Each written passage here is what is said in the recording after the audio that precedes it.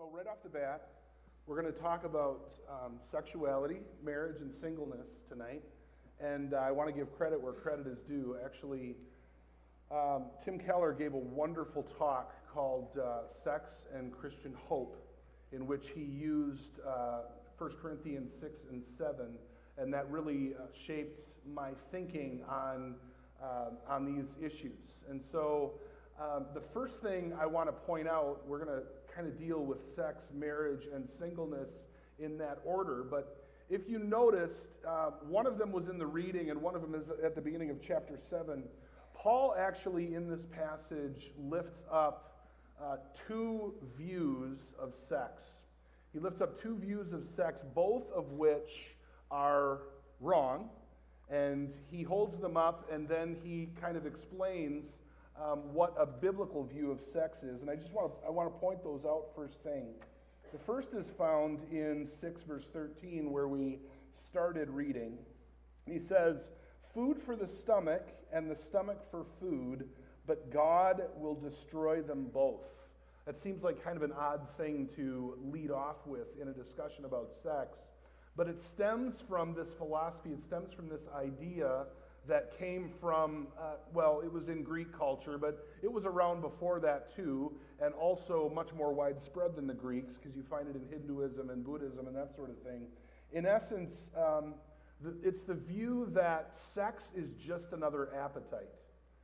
Sex is just another appetite. It's natural, it's human, and so, when you need sex or when you want sex, you just have sex with whomever you want, because frankly, the flesh isn't all that important. It's the spirit that we need to take care of.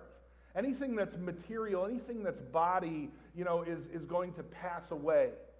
God will destroy them both the food and the stomach. Material things don't matter. Would you consider that Gnosticism? Gnosticism, Docetism, I suppose, more specifically.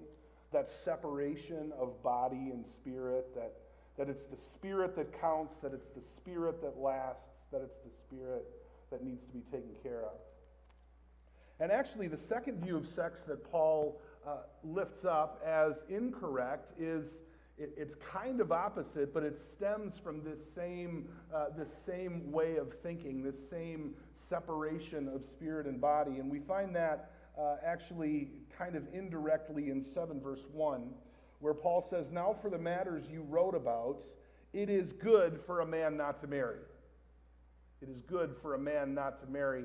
In other words, this is the view of sex, that it is, it's a dirty thing, it's a defiling thing, and yes, it's necessary for procreation, but a holy person should really stay away from it at all costs. And so Paul kind of lifts these two views of sexuality in the culture in which the Corinthians were living and says, you know what, both of these are missing the point. Both of these are wrong. So, sex doesn't matter, that it's just a physical thing, and what we do with our bodies doesn't really count in the long run, and that sex is an evil thing, it's a dirty thing, it's a defiled thing, so we should stay away from it completely. Neither one of those is the view that God wants us to have of sex. That idea of separating body and spirit, I think that's sort of seeped its way. It's a heresy that's seeped its way into the church in a number of ways. We sort of engage this, especially with the youth group, just a little bit, in thinking about heaven, talking about Revelation. How many Christians, if you closed your eyes and pictured heaven, how many of us, the first image we have is clouds, and we float around and we have wings, because we think that heaven, if heaven's this glorious place, must mean we're spirit only, right? We sort of separate it from the flesh. Well, that's from Plato. That's not Christian. That's not scriptural. And we have to sort of find a way to marry body and flesh again, because that's the way God created us, with body and spirit at creation. And that's the way that we're going to be in heaven too. Is God called that very good, and we've pulled it apart. Yeah, and Christianity actually is unique in world religions in that it is a bodily, fleshly religion. It's not just spirit. God created flesh and he created spirit, and they are intimately connected. And our eternal future is going to be with a body and a soul. Yeah. Just an aside. Sorry. Yeah. So these are the two views. Now, I wanted to ask you this, Zach. Do you think that those two views are still pretty prevalent in the world today? Sure. That sex is completely natural, you just have it when you need it or want it, it doesn't really matter all that much, and that sex is a kind of a dirty thing that we want to stay away from. In the church and outside the church. Yeah. I think we see it in both places. I think outside the church, it's sort of run rampant with this freedom, right? It's an appetite. You take what you need, right? Right. And we've sort of seen the effects of that with some of the Me Too movement type things, right? It got too far, and now we're sort of trying to figure out, so what do we use now to rein that in? Right. We've thrown the Bible away, right? I'm talking about out in the world. We've thrown the Bible away as our guide for how sexuality works, and now we're realizing, boy, we're kind of in over our heads, and we don't know what moral code to live by anymore. Sure. To rein that back in. I think in the church you see the other side. I've talked with newly married couples and couples who've been married for a long time who've said it took them, in some cases, years to get over the dirty feeling that came with sex. And we've done married couples a disservice on that side of things too, because within the context of marriage, it's a beautiful thing. Yeah. And not a dirty thing anymore. And so we sort of erred in different ways. Yeah. Somebody made the joke to me that it's a political issue too, and that you can divide the view between red states and blue states. Blue states is, sex is natural, just do it when you need it, do it when you want it, and red states are, sex is dirty, we should just stay away from it completely. What do you think, Terry? Okay. All right, let's get to the view that Paul actually holds up to marriage, or holds up of sex as it's applied to marriage. How it ought to look. Yeah. And I have written down 6 verse 18 here. Let me find that a second. Paul says, flee from sexual immorality. All other sins a man commits are outside his body, but he who sins sexually sins against his own body. Now, right off the top, that kind of sounds like Paul is agreeing with this second view that I mentioned, doesn't it? Sounds like Paul is agreeing with that. But see, Paul uses a Greek word here, and it's porneia. And porneia applies to not just strict adultery, not just sex outside of marriage relationships, sex with another man's wife, sex with another woman's husband. Porneia actually is this broad sweeping thing that covers all sexual acts outside of a marriage relationship. Yeah. And so it applies to absolutely everyone. Not just married men, not just married women, but singles and everybody. And everything. It's the whole gamut of sex outside marriage. So the word porneia, obviously, where we get pornography, that's included. Flee.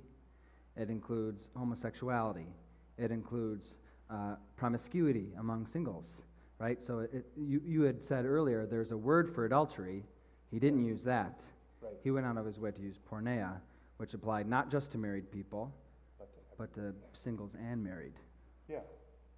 And so, the key to understanding that is Paul's use of that word kind of holds marriage as that only right place and beautiful place to exercise our physical sexuality, right? So marriage is extremely important, and marriage is the only place where sex is appropriate. Which is a connection to Genesis 2. Genesis 2, which tells us from the beginning that for this reason a man will leave his parents and be united with his wife, or a husband will leave his parents and be united with his wife. And Paul here in the New Testament is confirming that created sexuality between man and wife by saying in marriage is the only context for sex. And it's held up in a very high regard. Yeah. Actually, Paul mentions that in verses 16 and 17. The two will become one flesh is the end of that verse in Genesis chapter 2. Yeah, it's the quote. And let me just find that a second. I have to turn pages here. What does Paul say? He says, "Do you not know that he who unites himself with a prostitute," now prostitute here is not how we use it. A prostitute was any single person, actually. "Do you not know that he who unites himself with a prostitute is one with her in body? For it is said, the two will become one flesh." The two will become one flesh. So what Paul is doing here, what he is mentioning here, is that reference from Genesis 2, that a man shall leave his mother and father and be united with his wife and be one flesh. But here's the interesting thing. One flesh has to mean more than just physical union. It has to mean more than just the act of physical sex. Why do I say that? Because otherwise, in essence, what Paul is saying is, don't you know that when you have physical union with someone, you have physical union with them? It's redundant. It doesn't need to be said. And so Paul is talking about this one flesh principle in a much broader way, a much deeper way than just physicality, just the meeting of body parts. What would you think that he means there, Zach? It goes beyond, I mean, there's an obvious physical benefit to sexuality, but there's a relational and a spiritual benefit to it as well.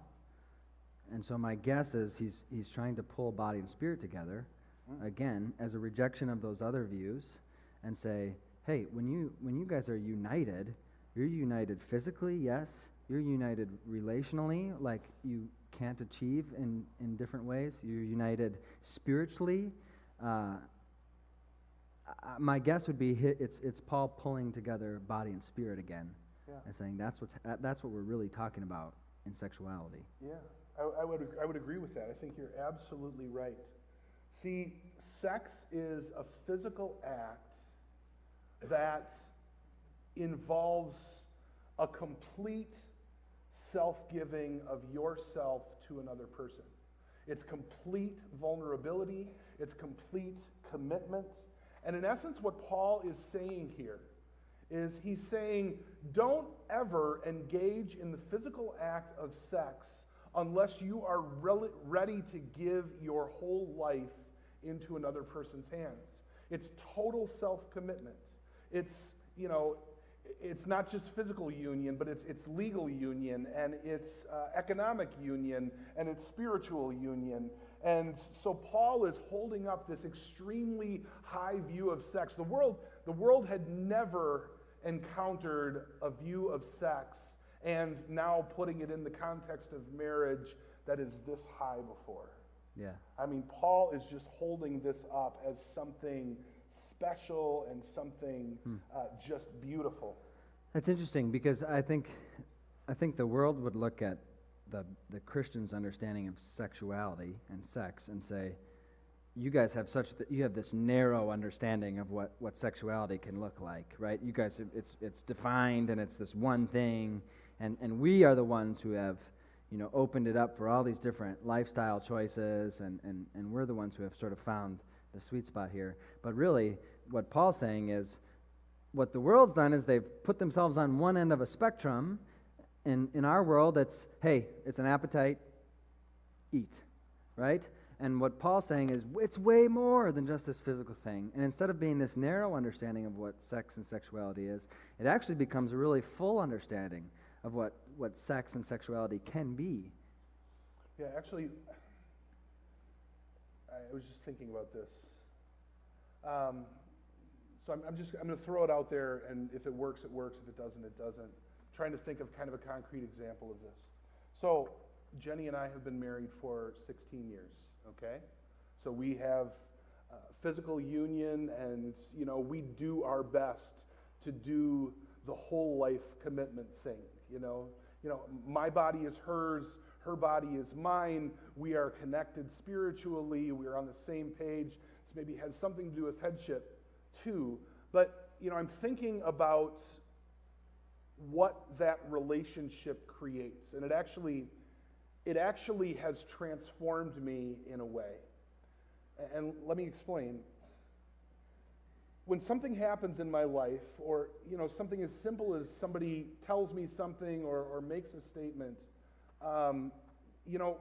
because Jenny and I have this close, intimate relationship, in my response to whatever stimulus happens in my world, I have access not only to my own reaction and my own thoughts about whatever was said or done. I actually know exactly what Jenny would say or do in response to a given situation. And so, as a husband connected to my wife, I, for a split second, have an option as to how I will respond.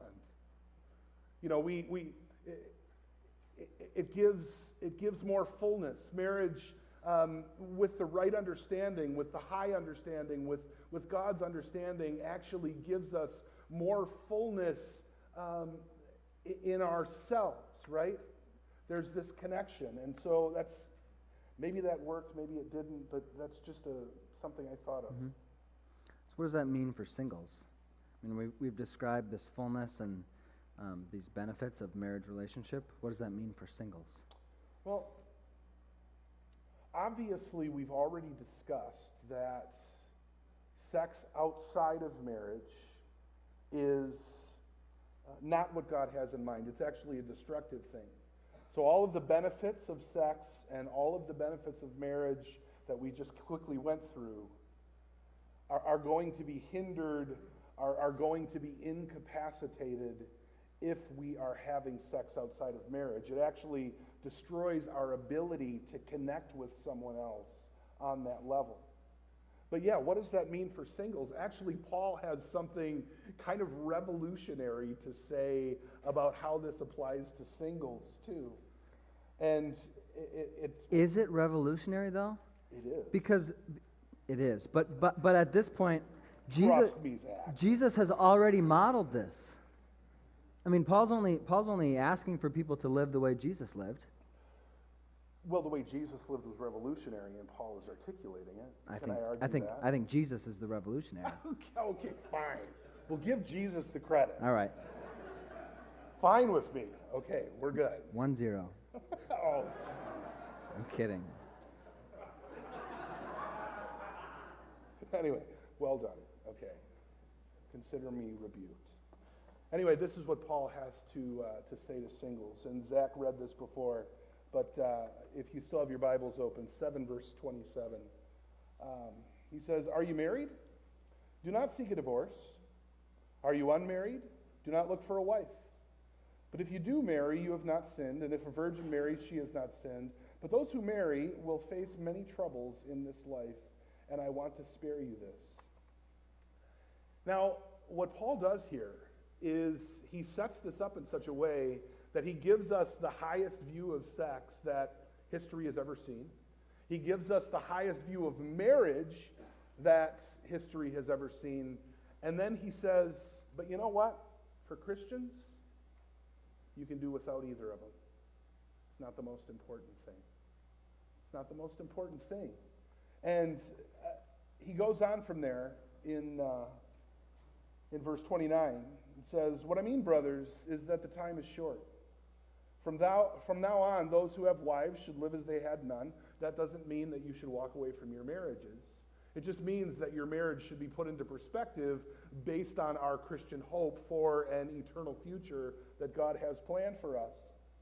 He goes on, "Those who mourn as if they did not, those who are happy as if they were not, those who buy something as if it was not theirs to keep, those who use the things of the world as if not engrossed in them, for this world in its present form is passing away." In essence, what Paul is saying is, don't be too quick or too obsessed with changing your status.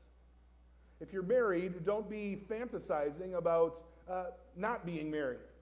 And if you're single, don't be too quick to get married. Don't hold marriage up as some kind of an end in itself, like it's some kind of an idol in your life, because frankly, all that's good about sex and all that's good about marriage and all that's wonderful about the freedom of singleness to have a relationship with Jesus Christ without distraction, all of these things point to our future hope.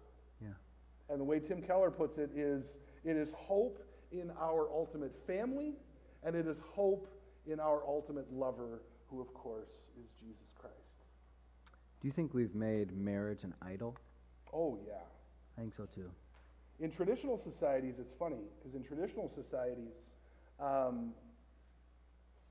everything was family-oriented. So all of your identity, all of your honor, all of your accomplishments, those were all done on behalf of the family. Family was the most important thing. So there was unbelievable pressure for people to get married, because if you didn't get married and if you didn't have kids, you had no significance in life. As a matter of fact, Caesar Augustus actually levied a tax on widows who did not remarry within 2 years of their husband's deaths. Huh. I mean, it was even oppressive toward people that were not married. Wow. But today we have something different. Yeah. Today, at least, well, in the church we still have the family thing, but in the world around us, in secular culture, it's not so much the family that gives you significance, but part of our own individual coming of fulfillment. Think about the pressure to find your true love. Yeah.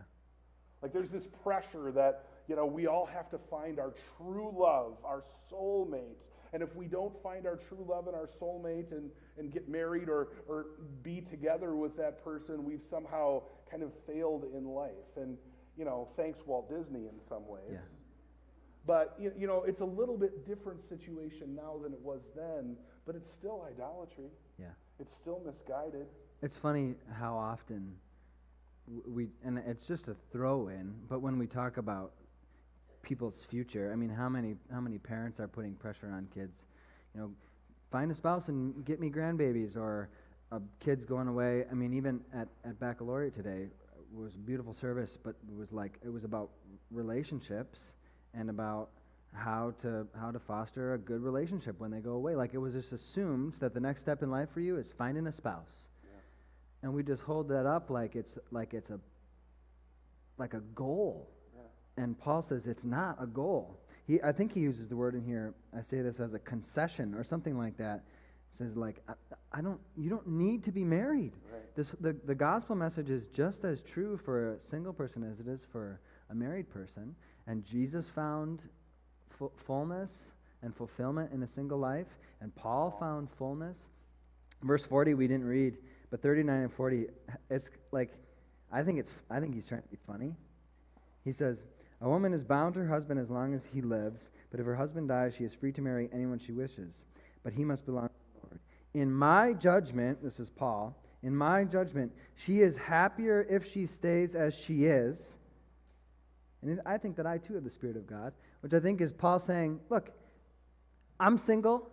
I have the Spirit of God. Yeah. I don't need to be married to have the Spirit of God. I have access to the spiritual gifts that married people have access to. I have access to the fullness of life that married people have. So I think it's Paul saying, hey, look, I'm doing just fine. Yeah. I'm single. I have a full life. I find my fulfillment in Christ and Christ alone. I'm able to do things. I'm able to live recklessly and go into these places where they're saying, if you preach the gospel one more time, we're going to flog you. And he goes, I got no one waiting for me at home. Go ahead, right? And Paul's able to do some of these things and travel like crazy. If you've ever seen a map of Paul's missionary journeys, I mean, the guy was on the road his whole life. And those are things, I don't know if it's 1st or 2nd Corinthians, he writes to the people and says, did I ask anything of you when I was preaching to you? He wasn't taking offerings. He wasn't always being able to work. That's things that married people have to consider. And I think that's why Paul looks at it and says, if I was married, I couldn't do the ministry I'm doing. It would be a hindrance to me, really. And he says, I too, hey, look, I have the Spirit of God. I'm doing just fine. I'm doing the Lord's work as a single person. My life is full. I think that's important to note. Yeah.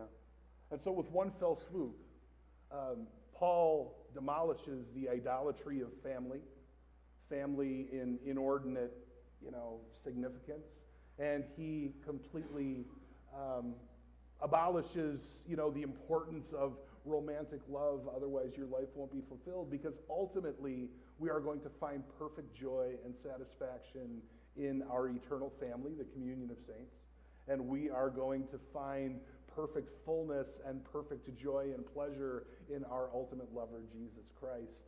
And so, yes, what happens on earth circumstantially does not matter, not in the long run.